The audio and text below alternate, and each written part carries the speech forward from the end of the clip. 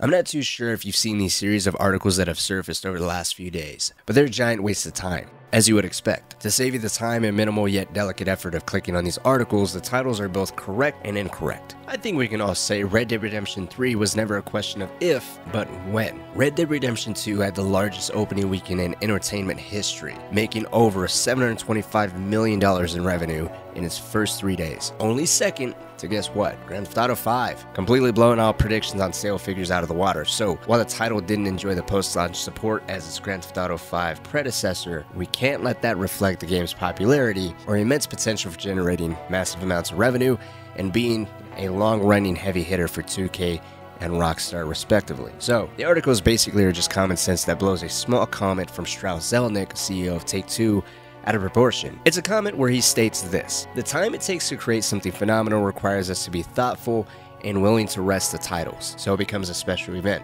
During this same conference, Strauss continues to draw comparisons of Red Dead Redemption and the Grand Theft Auto series to that of the James Bond series, going on to say, if it's really, really great, it will keep going. Obviously not a lot to grasp there. In other words, Red Dead Redemption and Grand Theft Auto haven't shown even the slightest signs of dwindling, appealing to gamers, and therefore they'll continue to press on with those series. What these articles fail to express is something we can easily come up with on our own, and that's these games take 5, 7, sometimes a decade to create. Red Dead Redemption 2's development time is believed to be roughly 8 years, with the earliest concepts of the game's story and characters being discussed immediately after Red Dead Redemption's release in 2010. When you consider that, along with Rockstar having all hands on deck for Grand Theft Auto 6, yeah, we aren't seeing Red Dead Redemption 3 for a while. I'd place my bets on them currently, if anything, in the pre-development stage for the story, and that's about it. No voice actors, gameplay, barely on location to speak of, just the skeletal groundwork for the narrative. And that brings me to the point I want to talk about today. What would Red Dead Redemption 3 even look like? It's such a broad concept. Undoubtedly, it's going to be a massive game. I doubt anyone can argue that. For today's sake, to keep this somewhat short, I don't want to touch too much on gameplay, more so the plot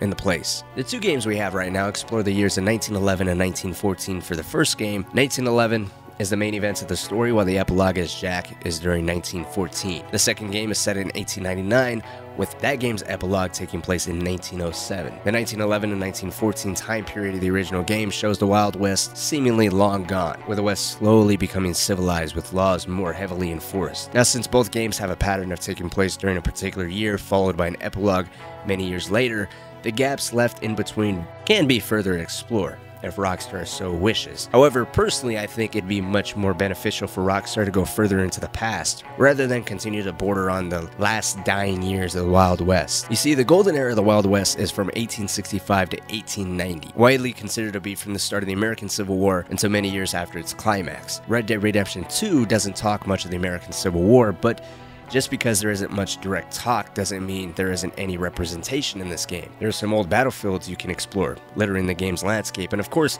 the Lemoyne Raiders serving as Southern American troops that refuse to lay down their arms. The time span of the American Civil War does provide an incredible backdrop with so many different opportunities to take the story in. For Red Dead Redemption 3, we can see the main protagonist being a soldier in the North or South, creating their own outlaw gang, like the real-life story of the outlaw Jesse James gang, or have the main player take up arms independently, not being an enlisted soldier per se, but someone who uses the Civil War to act out their own criminal tendencies. That manifesting with you killing or robbing neighbors under the guise of them being enemies of the state, supporting the North or South, depending on the shaky stance of the protagonist himself. It doesn't even have to be directly defined. It would be neat to see Rockstar take this approach, ideally landing in 1862 to 1863 at the height of the Civil War, so that if they do decide to make the Civil War be much more prominent in that game, it's during a time where both the North and South are more established, with a decent military presence on both sides, allowing random events in the open world where both sides run into each other, often leading to some type of skirmish. A skirmish that the player can decide who to help, based on their own volition.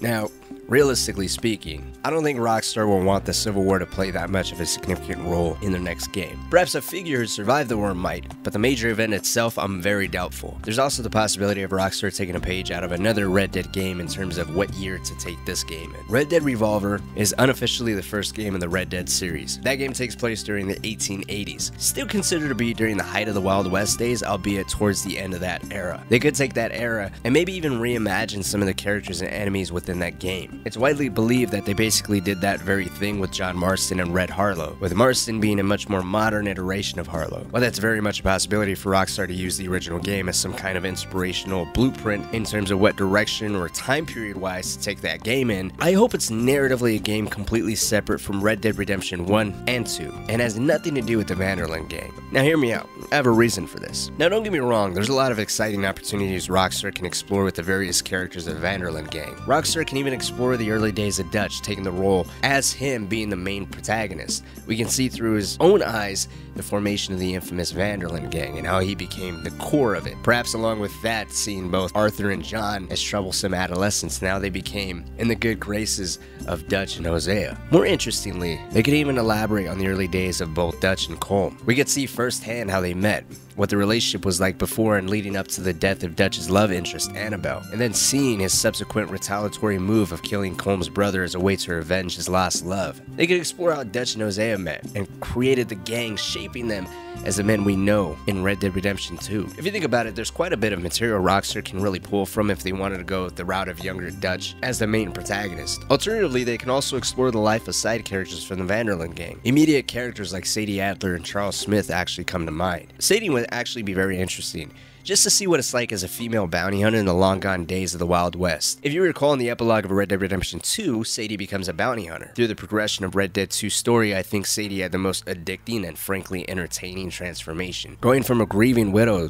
that undoubtedly, or at least very likely, was a law-abiding citizen before the O'Driscolls came and completely ripped her life to shreds, to then see her as the most bloodthirsty member of the Van der Linde gang. At times, arguably rivaling even Micah's more careless antics. Earlier I mentioned the fragility of creativity that going later on in time past the 1900s would have in terms of gameplay and the authentic feel of a true Wild West game. So, if they were to take the idea of someone like Sadie as a bounty hunter, it would be better to have them use her as a template of sorts, establishing the idea of a bounty hunter in the middle of the Wild West Apex days. That would be remarkably interesting because now you have bounty hunters upholding the law. There wouldn't be any form of centralized wanted system. It's already a little bit fractionalized with how it is in Red Dead 2 with every state having their own specified bounty amount, but maybe they can expand on the system by having multiple factions of bounty hunters, outlaws, or corrupt officials fighting to turn each other in on trumped up charges, or, holding court in the streets and finding some weird bureaucratic way to justify it, or even make fun of this civilized system that's slowly making its way over to the West. Now, the Red Dead series already has an honor system, a system that's frankly a bit underwhelming. I'm hoping with Red Dead 3 they put a lot more care and attention to detail into this with more gameplay and narrative implications, but just the idea of having corrupt officials and going head-to-head with other bounty hunters I think would play phenomenally well with that honor system that's basically already there. Now, the other interesting character Rockstar could build up on is Charles Smith, half African American, half Native American. Nationalities that were individually discriminated against while being both more likely would have been a death sentence, since you could be an outcast from both the natives, as in their eyes you're a half-breed, and society as you're a mix of both. I believe taking the approach of an Indian or some type of outcast beyond just another outlaw would allow for some creative endeavors by Rockstar, by supplying an even more unique backdrop that's very rarely, if ever, explored. Like Sadie, Rockstar doesn't have to use Charles himself. Instead, they can use a little bit of his own story, going from gang to gang, not knowing his father or parents, living on his own. Charles is a fantastic character that grants a remarkable opportunity to expand on something unique. And similar to the Civil War in Red Dead 2, Native Americans did have a place in that game. It was actually a little bit more direct than anything involving the Civil War or ex-Civil War vets that showed up as Lemoyne Raiders. So Rockstar's already showed a little bit of interest in providing that sense of perspective during that time period. And I would actually love to have that expanded a little bit more on. So instead of even having the Civil War showing from the Native American perspective of actually being at war with the army or surrounding outlaws, and then you just have bounty hunters thrown into the mix, I think would also be a very interesting, exciting premise to provide. Now, Dutch and the gang, as I was saying, are great. However, I think it's time for something new. Personally, I'd say leave the Van der Linde gang and its members to the first two games. Place the game in an earlier time period, have more chaos and open world encounters showcasing people with mentalities in line with Micah. But no matter what, as much as I love Dutch, as much as I love the Van der Linde gang and all the many different characters, I think it's time to kind of separate itself. The Red Dead series isn't based off this particular gang. I think what's most important when it comes to a Red Dead Redemption game is the fork in the road. And let me explain what I mean. Red Dead Redemption was John's story. He was going to do whatever it takes to, in the eyes of the society he so passionately loathed, will carve out a place for himself and his family. A life on the run, murdering and robbing people, wasn't a life for Abigail or Jack. He had to put his family first. He had to grow up. He had to move out of all the basically immoral tendencies that he carried throughout his entire life. His mentality appeared to be a complete 180. We may not know his actions or how he was before the events of this first game at the time, but it was apparent he was willing to do whatever it took to cleanse himself and his family of his sins from his previous life, even if that meant turning on his previous brothers and adopted father. Sadly, despite his hardest efforts, in the end, it was society that still rejected him.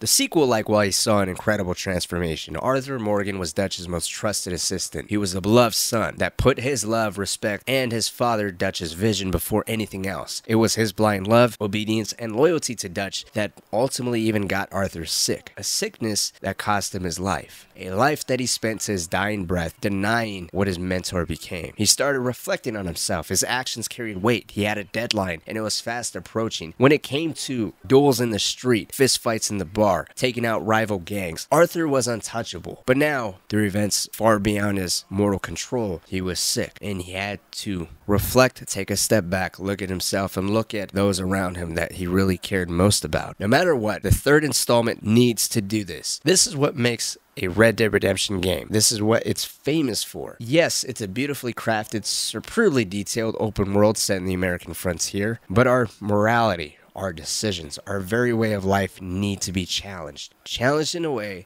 that properly deserves the redemption moniker.